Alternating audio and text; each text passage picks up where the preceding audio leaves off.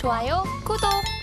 S인베스팅 코리아 임혁 수석 연구원님과 화상으로 연결해 보도록 하죠. 연구원님 안녕하십니까? 네, 반갑습니다. S인베스팅 코리아 임혁 수석 연구원입니다. 네, 반갑습니다. 먼저 오늘 첫 번째 이슈부터 다뤄보도록 할 텐데요. 지난 연말부터 이번 주 연초까지 증시 흐름과 주목해야 할 포인트들을 좀 정리해 주신다고요? 네, 일단 일단 23년도 첫 인사를 좀 드리면서 먼저 연말부터 이번 주에 이르는 이제 증시 흐름을 좀 짚어드리도록 하겠습니다. 제가 이제 흐름을 좀 짚어드리는 이유는 일단 과거의 데이터에서 이제 이런 이슈가 나왔을 때 어떻게 움직였는지 이런 것들을 하나씩 짚어보면서 이제 이번 연도를 좀 대응하기 위함이라고 좀 보시면 될 것 같고, 또 지난 연말에 또 아쉽게도 산타 랠리는 없었습니다. 12월 28일부터 2023년 1월 3일 화요일까지 하락하는 모습으로 이제 이어졌었죠. 이제 국내 증시가 또 28일부터 하락세를 보였던 이유는 외국인과 기관의 배당을 위한 매수세를 강한 매수세가 이어왔었죠. 그러면서 28일 날에 배당락이 걸리면서 배당을 확정받은 투자자들이 쭉 나왔다고 이제 볼 수가 있겠습니다. 자, 그렇게 1월 3일까지 하락하는 모습으로 좀 이어졌었는데, 또 1월 3일 날 호재거리가 또 하나 나와줬죠. 바로 이제 우리나라 정부에서 이제 반도체나 디스플레이, 로봇을 포함한 국가 전략 기술에 대해서 이제 단기분 세액 공제율을 이제 대기업과 중견기업 같은 경우는 기존 8%에서 15%로 상향 조정이 되고, 그리고 중소기업은 16%에서 25% 상향 조정한다는 그런 소식이 있었습니다. 만약에 삼성전자가 올해 반도체 생산 시설에 1조 원을 투자를 한다면 정부안 기준으로 1,500원에 달하는 세금을 감면받을 수가 있게 된다는 말이 되겠죠. 그리고 또 신성장 원천기술 산업의 경우도 대기업은 6%, 중견기업은 10%, 중소기업은 16%로 상향 조정된다는 그러한 소식도 나와줬습니다. 또 여기에 이어서 또 증가분 세액 공제율은 이제 2023년부터 모든 산업에 대해서 최대 10%로 적용이 되고 있는데, 또 이것을 만약 감안을 했을 경우는 반도체 대기업은 최대 15%와 10%를 더해서 25% 정도가 되고, 그리고 중소기업 같은 경우는 최대 35%의 세액 공제율이 적용이 된다고 보시면 되겠습니다.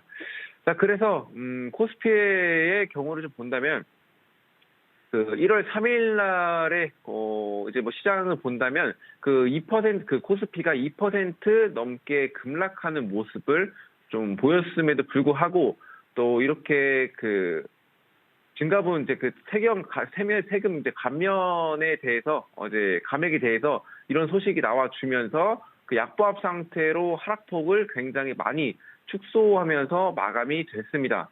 자, 그 다음 날이 4일은 어땠죠? 세액 공제 소식이 본격적으로 시장에 반영이 되면서 이제 글로벌 증시 대부분 하락을 보였었죠. 하지만 국내 증시 같은 경우는 코스피, 코스닥 양시장 모두 1% 넘게 큰 폭으로 상승하는 마감되는 모습을 보였습니다. 그 이유를 더욱 자세히 살펴본다면 우리나라는 어떤 게 강하죠? 반도체가 강국인 나라죠. 자, 그만큼 반도체의 움직임에 따라서 좀 증시 방향이 결정되는 날이 좀 많은데, 특히나 4일 날에는 1월 4일 날엔 삼성전자가 4.33% 급등하는 모습을 보였고, 또 SK 하이닉스는 7.14% 큰 폭으로 이제 좀 폭등하는 그런 모습을 보였습니다. 자, 이날 같은 경우는 국내 투자자들보다는 이제 외국인이 최근에 이제 한국 증시가 저평가되어 있다라고 판단을 하면서 우리나라 증시의 기회를 이제 노리고 있었는데, 또 원달러 환율도 많이 하락하면서 이제 관심을 가지기 시작했죠. 또 특히나 또 글로벌 증시가 부진할 때 국내 증시에 투자하는 외국인이 많이 몰렸다고 할 수가 있겠습니다. 또 어제도 외국인이 좀 순매수가 이어졌었는데, 그 4일 밤에 발표된 FOMC 또 의사록 공개가 있었죠. 거기서 페드 위원들이 금리 목표치를 낮추기 시작하는 게 적절하다고 예상한 참석자가 단 한 명도 없었고, 또 경제 지표가 인플레이션이 2%로 지속적으로 하락하고 있다는 그런 확실한 지표가 지속적으로 나와야 한다는 그런 입장을 밝혔습니다. 또 여기서 중요했던 언급이 또 닐 카시카리 미니애폴리스 연준 총재가 올해 상반기는 금리 5.4% 근방으로 인상을 할 필요가 있다는 등의 초강경 긴축 위주를 좀 재확인하면서 국내 증시 상승폭을 반납하는 모습을 보였습니다. 자, 그 이후에 코스피 외국인이 한국 세액 공개 소식으로 인해서 5천억 이상 순매수하는 모습을 보여주면서 좀 반등에 성공을 했는데, 코스닥은 외국인이 기간의 동반 순매도로 상승세로 전환하지 못하고 마감된 모습을 보였습니다.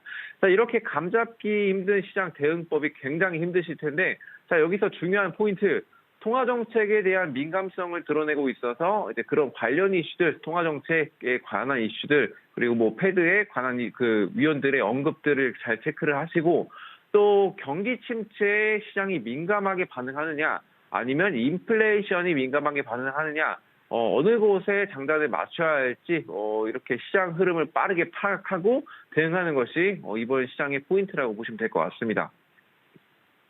네, 연말부터 연초까지 한눈에 좀 우리 증시의 이벤트들을 정리해 볼 수 있는 시간이었습니다. 그럼 관련돼서 저희가 오늘 살펴볼 만한 종목이 있다면 어떤 종목일까요? 네, 일단은 어제 그 CES 2023 개최가 됐죠. 자, CES 2023은 국제전자제품 박람회입니다. 자, 8일까지 라스베이거스에서 개최가 되고 있는데요. 또 이번 전시회는 뭐 5G, 뭐 AI, 로보틱스, 드론, AI, VR, 그 모빌리티, 메타버스, 뭐 IoT 등등의 좀 주요 기술뿐만 아니라 뭐 디지털 건강, 뭐 지속 가능성, 그리고 뭐 스포츠 테크, 그리고 뭐 스페이스 테크 등의 다양한 기술이 다뤄지고 있습니다.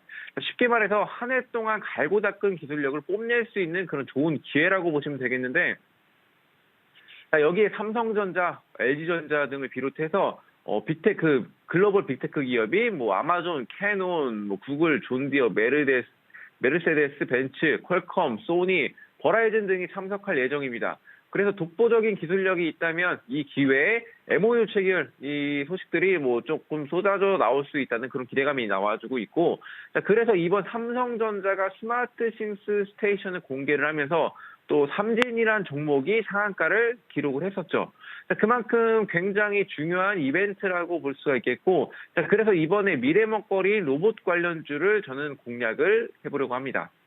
자, 그 이유에 대해서는 일단 스마트 싱크 스테이션처럼 IoT 관련주는 주목받을 수 있고 이제 주목받지 않을 가능성도 있지만, 자, 로봇의 경우는 이제 미래 먹거리로 글로벌적으로 관심을 많이 받고 있고 기술력을 강화하고 있는 그런 상황이죠. 자, 그래서 삼성전자가 스마트 팩토리를 또 가속화하기 위해서 그 로봇 관련 회사의 제3자 유상증자를 하는 그런 소식이 또 있었죠.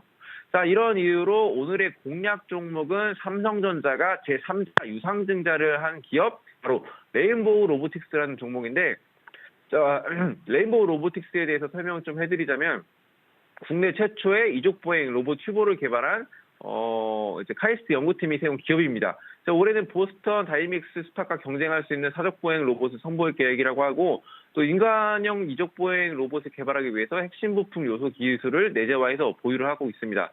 그래서 다른 로봇보다 그래서 40%에서 60% 저렴한 가격대에 판매가 되고 있고, 협동 로봇은 뭐 안전장치가 내장돼 있어서 제조업을 비롯한 모든 산업 분야에서 폭넓게 활용 가능한 산업용 로봇인데, 그래서 이종보행 로봇을 상업적으로 판매하는 회사는 전 세계적으로 유일한 업체로 보시면 되겠습니다. 그래서 이번에 삼성전자가 이번부터 본격적으로 스마트 팩토리에 도입하려는 목적으로 해석이 좀 되고 있고, 또 삼성전자가 2030년까지 모든 공장을 100% 로봇화 시킨다는 목적이 있다고 언급을 하면서 앞으로 레인보우 로보틱스가 수혜받을 확률이 굉장히 높습니다. 자, 재무제표 보시면 19년도부터 적자를 지속해온 이 기업은 지난해 22년부터 흑자 전환에 성공하는 모습을 보였습니다. 지속적으로 기술 개발하는 업체 치고는 고금리 인상 시대의 부채 비율이 36%밖에 되지 않습니다. 단기 순이익을 봐도 21년도에는 마이너스 78억 원 적자를 기록했는데 22년도 전부 빠르게 회복하고 흑자를 보였다는 건 그만큼 더욱 빠르게 회복을 하고 있다라고 보시면 될 것 같고, 중요한 점은 아직 스마트 팩토리가 본격적으로 도입이 안 됐을 경우에 재무제표이기 때문에 앞으로 재무제표의 개선이 기대가 된다는 점이겠죠. 또 차트의 흐름을 본다면 현재 이동평균선들이 이쁘게 정배열을 하고 있는 그런 모습을 보이고, 동시에 5일선 위에 주가가 위치해 있어서 현재까지 상승 추세로 볼 수 있겠습니다. 다만 현재 많이 상승을 했죠. 그래서 어느 정도 조정 구간이 보일 수 있겠지만 다음 주까지 보신다면 CES가 끝난 이후 좋은 그 흐름을 보일 가능성이 높습니다. 그리고 뭐 로봇 관련돼서 뭐 MOU 체결했다 뭐 이런 이슈가 나와주기 전까지는 어느 정도 눌려질 것으로 보이는데, 저점을 잘 공략한다면 좋은 수익으로 이어질 수 있어서 가격 전략 바로 말씀드리자면 매수가는 45,000원 부근에서 진입하시는 게 제일 좋고요. 만약 34,800원을 이탈한다면 더 빠질 가능성이 있기 때문에 34,800원 손절 라인 잡으시면 되겠고요. 현재 고점 라인을 경신하고 있어서 목표가는 최대 6만 원까지 보시겠지만 이슈 체크를 꼼꼼히 하면서 매도 전략을 세워나가면서 빠르게 대응하는 것이 좋겠습니다. 좋아요, 구독!